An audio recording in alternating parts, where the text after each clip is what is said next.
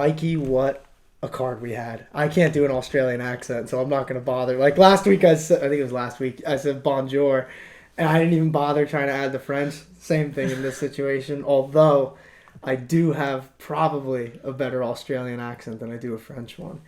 But anyway, UFC 293, we got the secret juice unsheathed today because I figured middleweight division, just let it show in all its glory. But to get into this main event, man, I mean, we'll get into it, one of the bigger upsets in MMA history. But Sean Strickland defeated Israel Adesanya by unanimous decision, 49-46 across the board, and he is the UFC middleweight champion. So before we get into all the craziness that could come of this fight, let's talk about the fight itself. What did you think of this one for Mr. Strickland? So, alright, so for Mr. Strickland, I mean, like, there's really nothing. If you actually, watch the fight, like, you see that Sean Strickland was just a step ahead of the champion, like, the entire time. And you kind of, I mean, like, if the knockdown in the first round wasn't indicative of how the rest of the fight was probably going to go, I know it's obviously a championship fight, and, obviously, championship rounds, like, not everyone's built for that, but, dude, this dude, Sean Strickland, man, like, from the jump, he's just always just, like, he don't care, you just put someone on the opposite side of him, and he's just looking to bash their face in, and I was hearing some stuff, like, pre-fight, like during the week of and whatnot leading up, like he's probably gonna try to work his wrestling more because obviously with Adesanya, not really typically the guy you're trying to stand and bang with, like Sean Strickland exactly says, like sometimes you just look at a guy and he's like, I want to stand and bang with this guy. And he did not shoot for one takedown, not one. So. Dude, it's really like crazy in that sense because. It's like I said it before, like, okay, let's start out with Sean Strickland. It's like, dude, when I think about this fight, and I can't help like start talking about Adesanya. It's like, like what was even really going on out there? That was like super strange on his end. I don't know if it was like a style thing because Strickland, I said this on Instagram too. In a way, he almost had everything going for him in this fight because I think a lot of people, like really a lot of people, did not give him much of a chance. And if you think about it, he really had no external pressure coming in, like because no one was going to be mad if Sean Strickland lost, you know what I mean?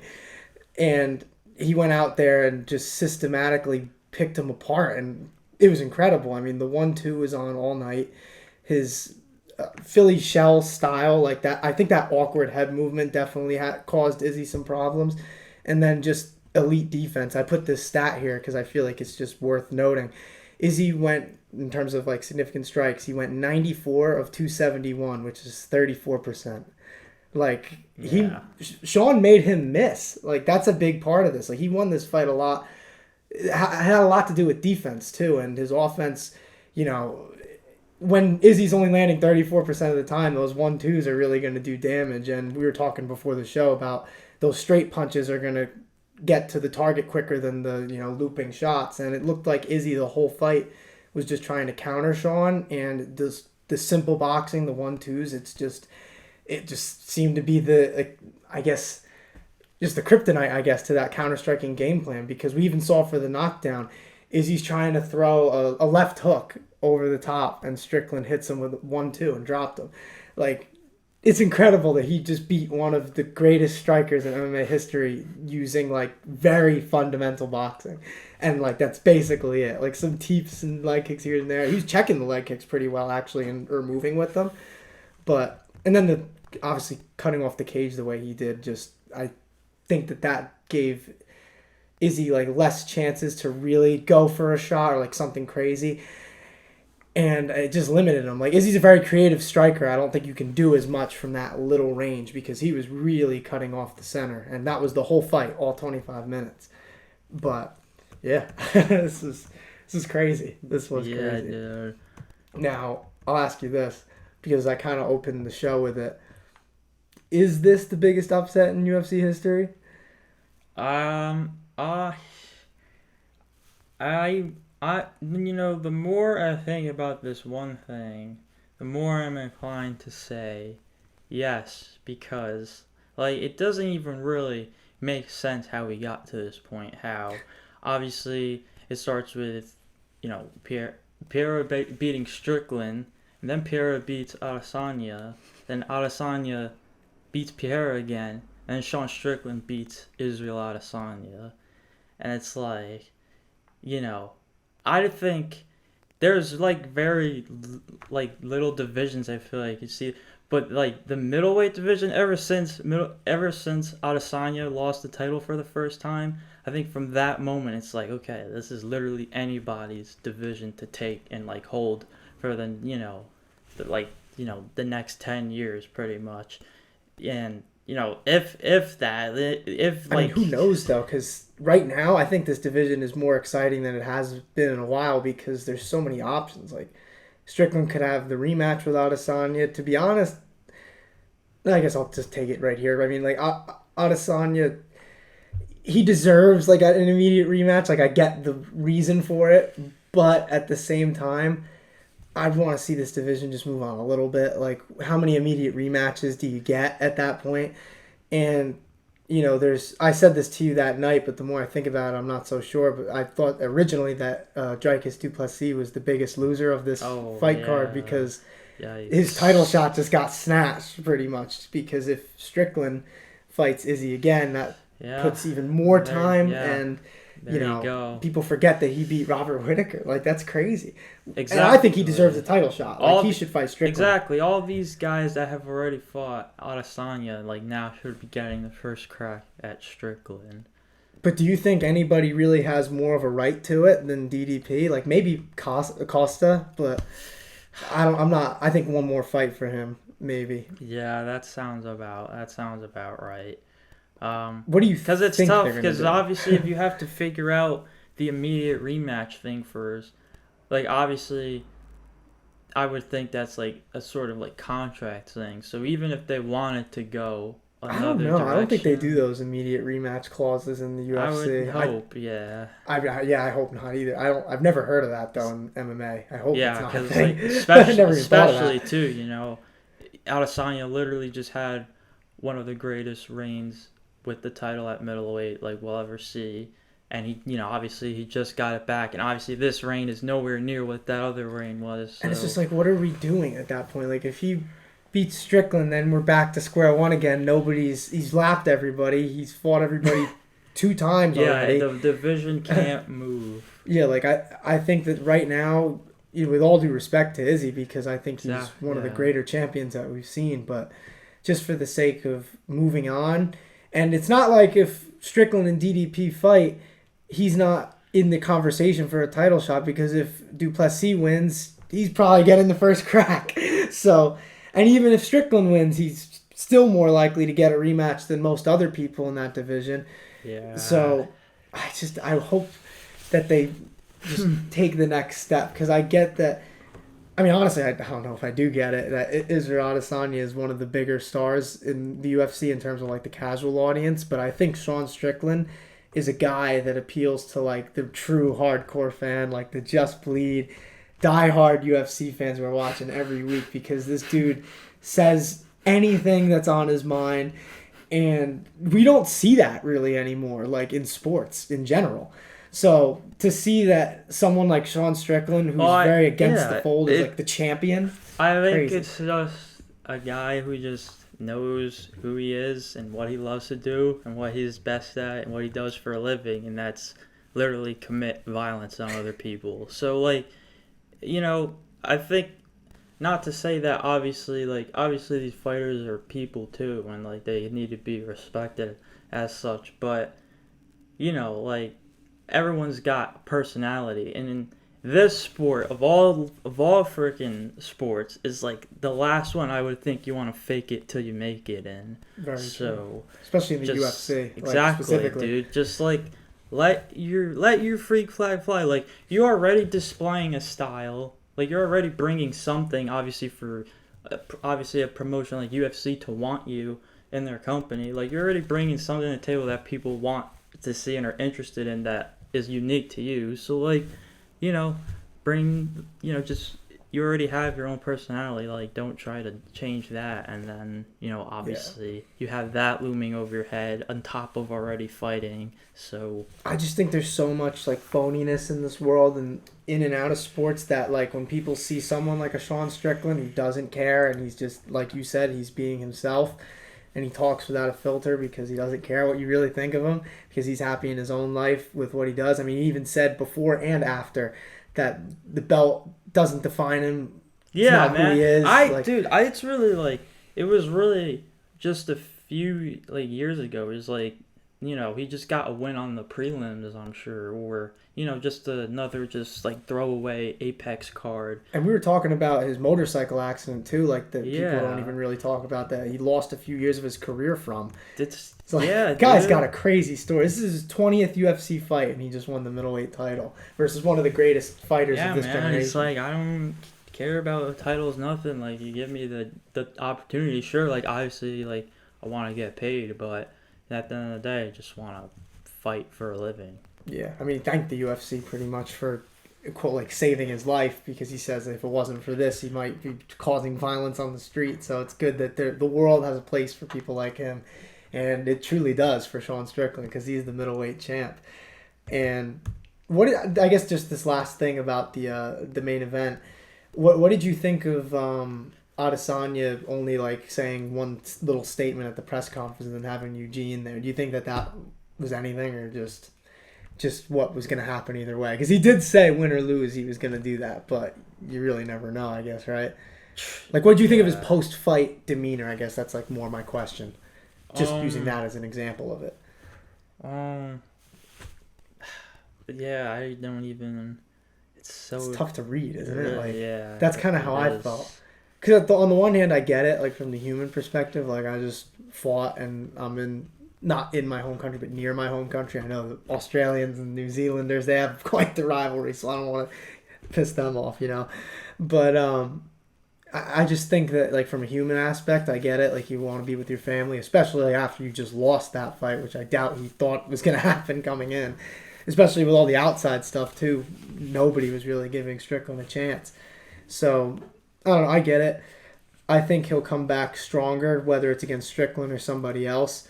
He's got a lot of options. Obviously, like he could stay at 185 or could still go up to 205 if he wanted to. Probably have to bulk up a tiny bit after that last one, seeing the result against Jan Blachowicz. And yeah, I think the middleweight division, though, in general, is just in a great spot because of this, because there's new blood. I think a lot of MMA fans are happy that Strickland is the champ, and we're going to get some excitement no matter what from him and Israel Adesanya in the future. I'm sure of that. But let's get into a couple other things on this card, like the co-main event. That honestly kind of got overshadowed by the crazy upset in the main event. But Alexander Volkov submitted Tuivasa with an Ezekiel choke. Don't see that every day. And not too much to say on this fight. More just like to give props to Volkov because I think he is like one of the more underrated heavyweights out there. He's ran into some tough matchups, bad luck at the end of fights. And, that might just be who he is, but I do think he's a good heavyweight and somebody that you can't sleep on because, I mean, look at what happened in this fight. I'm sure some people thought the hometown kid, Tuivasa, he's going to knock him out and it's going to be this crazy thing, and that's not at all what happened. Volkov was controlled the whole fight. The only thing Ty could really land was like leg kicks, and I thought he did a decent job at that, but that was really, you're not going to do much with that against a guy like Volkov.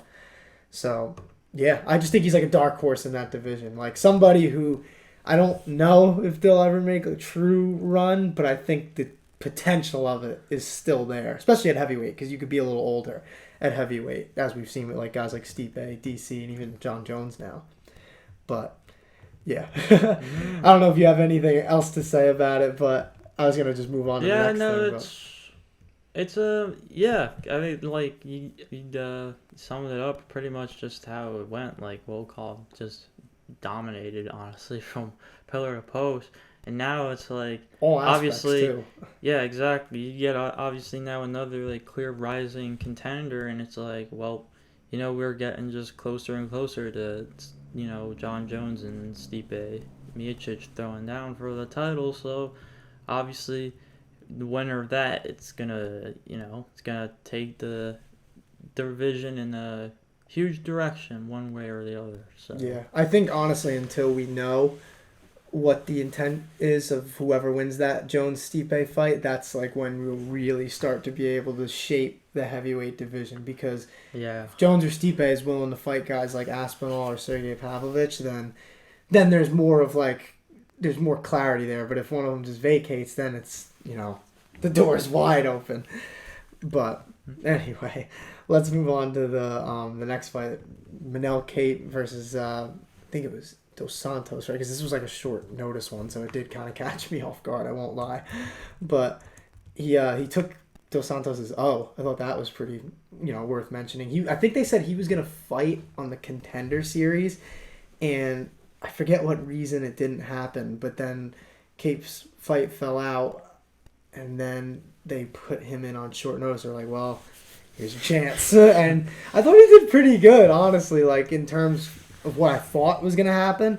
I think he looked decent, but Cape's counter-striking along with just how quick he is on the feet, I think that was just too much for his opponent. And I like him. He's like, we're talking about Volkov. I think Kape is, a dark horse in that flyweight division.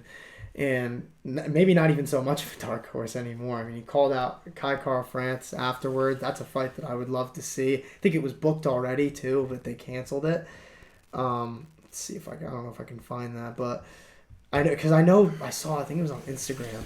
Manel Kape has had like 4 fights canceled in the past year. It's nuts.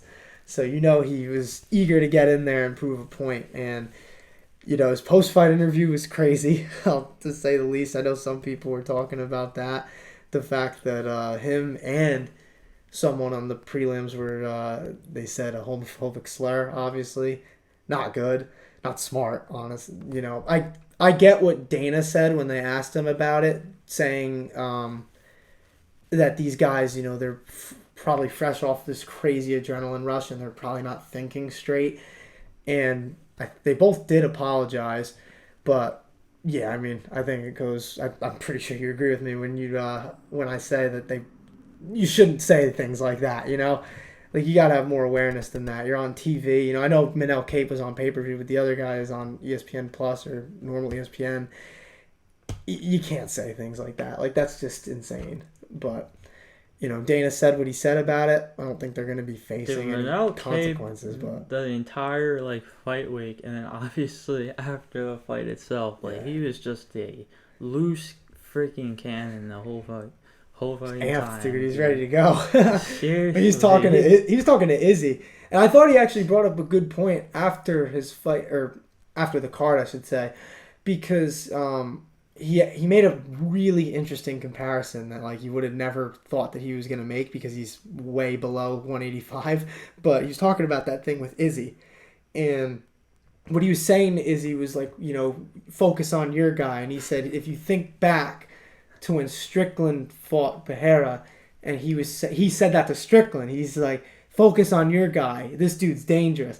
And he's like, the parallel there is just interesting to me because Strickland obviously ended up losing his fight, and Adesanya ended up losing this fight versus Strickland now. And I don't know, it's interesting the way MMA works sometimes, and I thought it was funny that he brought that up. And I was like, oh, yeah, that is funny that he said that. And then he did the exact opposite, and then look what just happened. I don't think there's really anything crazy to say that. I don't know if there's not a curse or anything. I'm not really a believer of that. But yeah, that was interesting in my opinion. But the card was fun in general. The crowd is obviously always crazy in Australia, and a couple of hometown people got the wins. Justin Tafa, he won by a devastating knockout, and then Tyson Pedro, he beat someone who now owns my personal favorite nickname in MMA, the Pleasure Man. Now, I only brought this fight up. First of all, shout out to Tyson Pedro because he looked great in there, and I thought he was getting hit a little bit at first, but then came back strong within that same round and beat the Pleasure Man. But the Pleasure Man, dude, when I first heard that nickname, I was dying laughing. And even Tyson Pedro Fight Week was confused by it. He's like, I don't know how long I want to be in the cage with somebody who calls themselves that, because if he's enjoying it a little too much. But I'm just like, that's awesome. Like, one of my old favorites was Eric Ya Boy Anders. I thought that's an interesting one, mainly because when Bruce Buffer says it, it's just funny. But the Pleasure Man, that's amazing. No matter who says that one into the mic, whether it be Bruce Buffer, Joe Martinez, doesn't matter. Yeah, that's all I got on UFC 293. So I'm just gonna get into next week a little preview. We got Alexa Grasso versus Valentina Shevchenko 2 on ESPN Plus. This isn't a pay-per-view, which is awesome, I think, for the fans. The last time we had a title fight that was on a non-pay-per-view card was 2020. I don't know if you looked at the outline before, but can you guess who it is if you didn't? Oh, so who was the last title fight on a non-pay-per-view? Right, and it was 2020. I will give you that. So if you can think back to that pandemic year, it was during that. Yeah, I mean, I'll even tell you it was on Fight Island.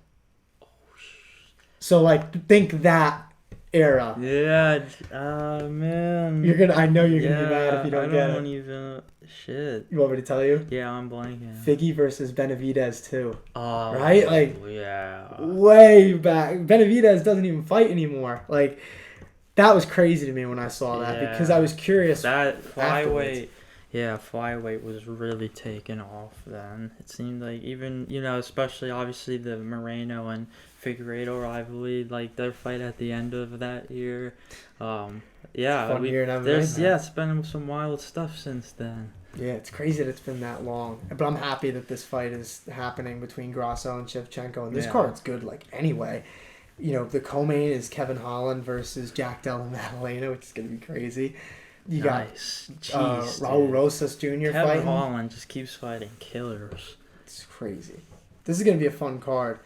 I don't think there's like a lot of names that casual fans know, but when I'm looking at these matchups, I see Tracy Cortez versus Jasmine. I always mess up her name. You know who I'm talking about? Jasmine, Sudavicius. Yeah. Versus Tracy Cortez. That's on the prelims. That's a fun fight. I think that's going to be an interesting one in the grappling department, personally. I love every time Roman Kopylov fights, because his fights are always crazy. Other names like Lupi Godinez. I just mentioned, obviously, Raul Rosas Jr. He's fighting Terrence Mitchell. That should be a slugfest, I think. That would be a fun one. If Rosas can't get... I don't know, man. That's Rosas, every time he's been in the cage so far, it's been interesting. So I'm curious to see how he does. And this is... I think it's... Yeah, this is it. Oh, it says it right here. Duh. T-Mobile Arena. So that'll be fun, too. That's a fight venue, if there ever was one. So either way, can't wait to see what happens. And we'll be back next week to talk about it. See ya.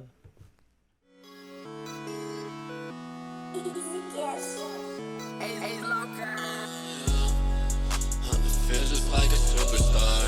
Doing all these drugs, I don't think I'm gonna see tomorrow. Living fast, brand new dash up in a foreign car. It's the type of shit that you be doing when you going hard.